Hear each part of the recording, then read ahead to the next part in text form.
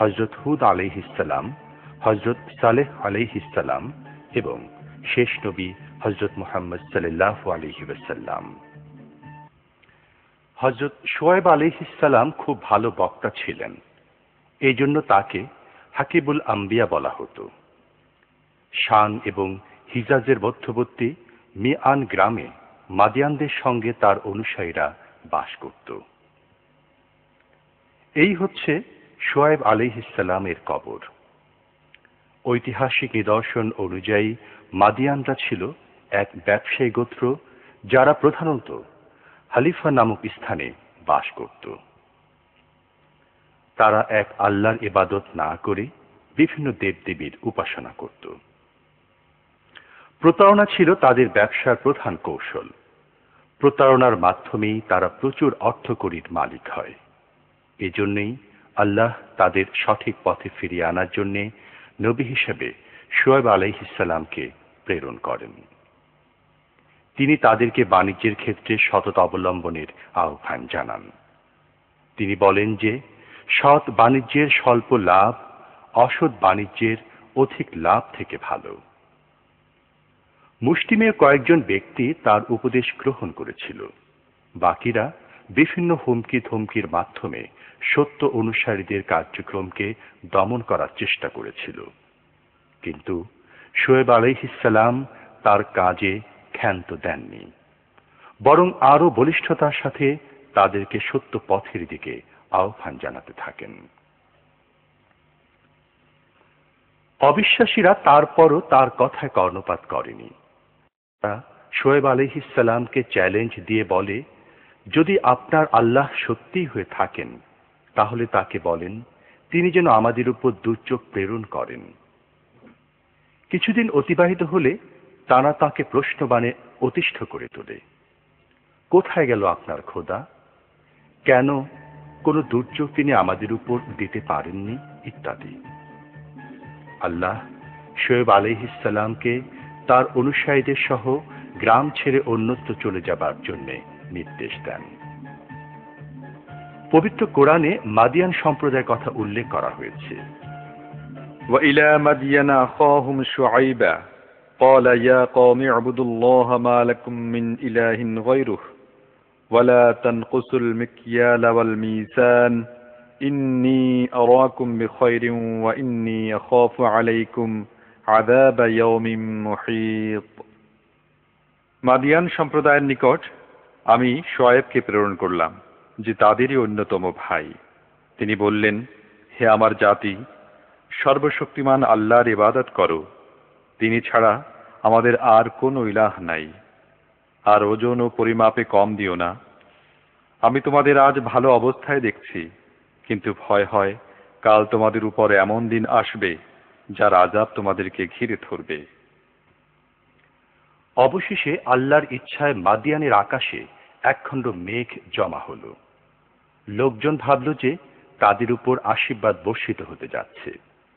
তারা বুঝতে পারেনি যে এটি আশীর্বাদ নয়, বরং আল্লাহর অভিশাপ। একটিমাত্র বজ্রের শব্দে সমস্ত মাদিয়ান সম্প্রদায় মাটিতে লুটিয়ে পড়ল। এখানেই অবাধ্য মাদিয়ান সম্প্রদায়ের সমাপ্তি ঘটে। পৃথিবীর বুকে এই সম্প্রদায়ের কোনো অস্তিত্ব বিন্দুমাত্র অবশিষ্ট নেই।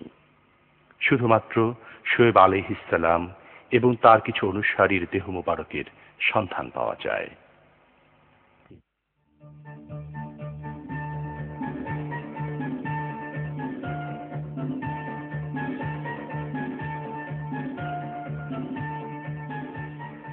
কয়েক বছর পূর্বে এই উপত্যকায় জনবসতি গড়ে ওঠার আগে এটি ছিল মরুভূমির মাঝখানে একখণ্ড উর্বর জমি মাত্র। এখন এখানে প্রচুর পরিমাণে আঙুর, জলপাই আর বেদানার চাষ হয়। তবে অল্প সংখ্যক কিছু লোক এগুলো সংগ্রহ করে।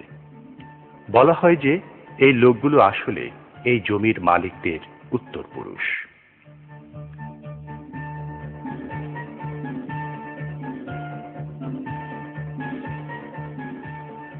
আল্লাহর গজবে মাদিয়ান সম্প্রদায় ধ্বংস হয়ে যাবার পর শুআয়ব আলাইহিস সালাম এই স্থানে আশ্রয় নিয়েছিলেন।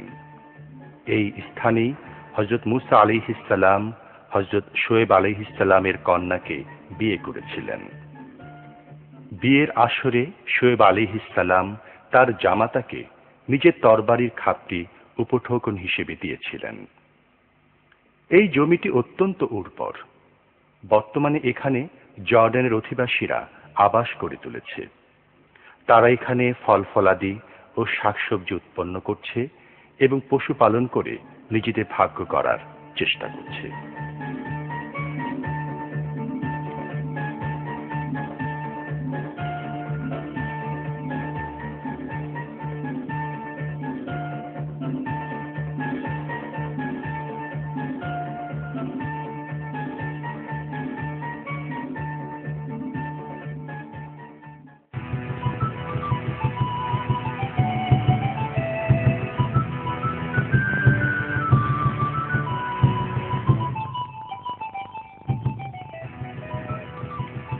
আম্মান শহরকে 7 পাহাড়ের শহর বলেও ডাকা হয়।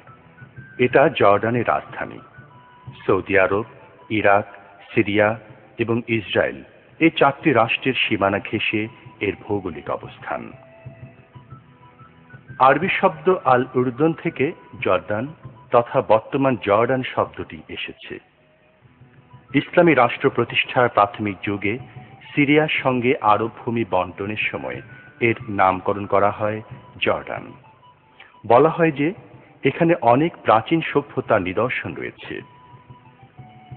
বর্তমান বিশ্বে সভ্যতার প্রকাশ ঘটে পর্যটন শিল্পে।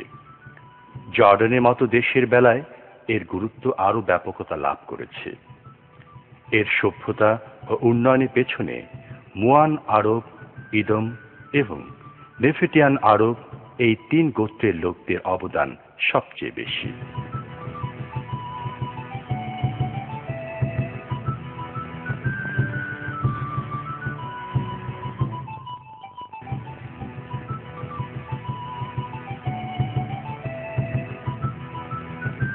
জর্ডানের যে স্থানটির কথা পবিত্র কোরআনে উল্লেখ করা হয়েছে সেটি হচ্ছে জুডি হিল বা জুডি পর্বত।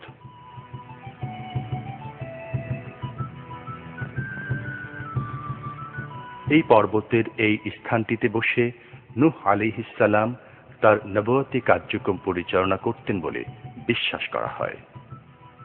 হযরত আদম এবং হযরত ইদ্রিস আলাইহিসসালামের পর নূহ আলাইহিসসালাম হচ্ছেন তৃতীয় নবী। 480 বছর বয়সে তিনি নবুয়ত প্রাপ্ত হন আর শেষ নিঃশ্বাস ত্যাগ করেন 950 বছর বয়সে। নূহ আলাইহিসসালাম তার সম্প্রদায়কে আল্লাহর একাত্মবাদের দাওয়াত দিলেন এবং সব ছেড়ে এক আল্লাহর ইবাদত করার আহ্বান জানালেন। কিন্তু তার আহ্বানে তারা সাড়া না দিয়ে উল্টো তিরস্কার করল। এমনকি তার আপন স্ত্রী সন্তানগণ। বছরের পর বছর ধরে হাজার চেষ্টা করার পরও অতি নগণ্য সংখ্যক লোক তার কথায় কর্ণপাত করে। তাদের এই চরম অবাধ্যতা আল্লাহর ক্রোধের কারণ ঘটায়। অবশেষে আল্লাহ রাব্বুল আলামিনের নির্দেশ মতো নূহ আলাইহিসসালাম একটি নৌকা তৈরি করেন এবং তাতে মুষ্টিমেয় অনুসারীদের সহ আরোহণ করেন। সঙ্গে তার পালিত পশুগুলো নেন। তারপর আল্লাহ পুরো এলাকায় এক মহাপ্লাবনের সৃষ্টি করেন। নৌকার বাইরে অবস্থানকারী কোনো প্রাণী আর জীবিত রইল না। সব মহাপ্লাবনের পানিতে নিমজ্জিত হয়ে যায়। এই পর্বত চূড়াকেই নূহ আলাইহিসসালামের সর্বশেষ অবতরণ স্থল বলে ধরা হয়। অর্থাৎ মহাপ্লাবনের পর এখানে প্রথম নূহ আলাইহিসসালাম তার নৌকা ফিরিয়েছিলেন। এই ঘটনার মধ্য দিয়ে নূহ আলাইহিসসালামের 470 বছরের নবুয়তি জীবনের অবসান ঘটে।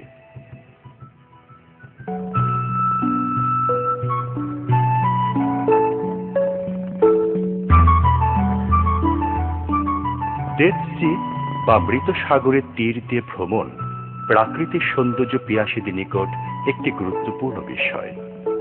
শুধু তাই নয়, বিশ্বের ইতিহাসবিদ ও প্রত্নতাত্ত্বিকদের জন্যও এটি একটি মূল্যবান অনুষঙ্গ। এই সাগর 88 কিলোমিটার দীর্ঘ এবং 16 কিলোমিটার প্রশস্ত। যার গড় গভীরতা মাত্র 6 মিটার। জর্ডানের আকাবা বন্দর থেকে দূরত্ব 160 কিলোমিটার। পৃথিবীর সামগ্রিক সমুদ্র তল থেকে মৃত সাগরের বেলাভূমি 406 মিটার নিচে। ভূগোলবিদ ও মানচিত্র অঙ্কনবিদদের মতে এটি হচ্ছে পৃথিবীর সবচেয়ে নিচু জায়গা। কোরআনের বর্ণনা অনুসারে এই স্থানটি একসময় সদম এবং লুত সম্প্রদায়ের আবাসভূমি ছিল, যাদের নবী ছিলেন হযরত লূত আলাইহিস সালাম। আল্লাহর প্রতি অবাধ্যতা সহ নানাবিধ অপকর্মের জন্য এই দুটো সম্প্রদায় পুরোপুরি ধ্বংস হয়ে যায় এবং সেখানে একটি বিরাট জলাধার সৃষ্টি হয়। সেই জলাধারই এখন ডেড সি বা মৃত সাগর নামে পরিচিত। এখানে সাঁতার কাটতে গিয়ে কেউ নিমজ্জিত হয় না। কেউ সাঁতার না জানলেও সে এই পানিতে অনায়াসে ভেসে থাকতে পারে। বিজ্ঞানীরা প্রমাণ করে দেখিয়েছেন যে এই পানিতে লবণ এবং ফসফেটের পরিমাণ খুব বেশি। সমুদ্র তীরে জমে থাকা পাথরের উপর আছড়ে পড়া পানি থেকেই আমরা সেটা বুঝতে পারি। কঠিন লবণের স্তরে পাথরগুলো আবৃত হয়ে আছে। এখনো পর্যন্ত পৃথিবীর কেউ এই অগভীর মৃত সাগরের তলায় যেতে পারেনি। কেউ অনুসন্ধান চালাতে পারেনি যে লূত আর সদম সম্প্রদায় কি ধনসম্পদ সেখানে ফেলে গিয়েছে।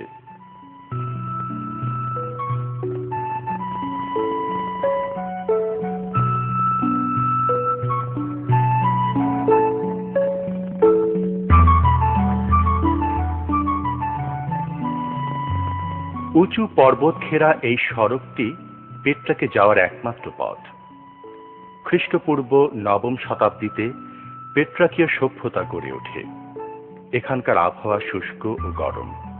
প্রশ্ন জাগে, এরকম একটি পরিবেশে কি করে পেট্রা সভ্যতা গড়ে উঠেছিল, আর কি করেই বা এটা টিকে ছিল? যাত্রাপথের দুপাশে দেখা যায় যাযাবর বেদুইন সম্প্রদায়ের লোকেরা মেষ চড়াচ্ছে। পেট্রা চারিদিক দিয়ে পর্বত বেষ্টিত। আম্মান থেকে এর দূরত্ব 200 কিলোমিটার। অনেক উঁচু খাড়া পাহাড় পাড়ি দিয়ে পেট্রায় যেতে হয়। নেভাটিয়ান আরবরা খ্রিস্টপূর্ব 9ম শতাব্দীতে এই সভ্যতা গড়ে তোলে।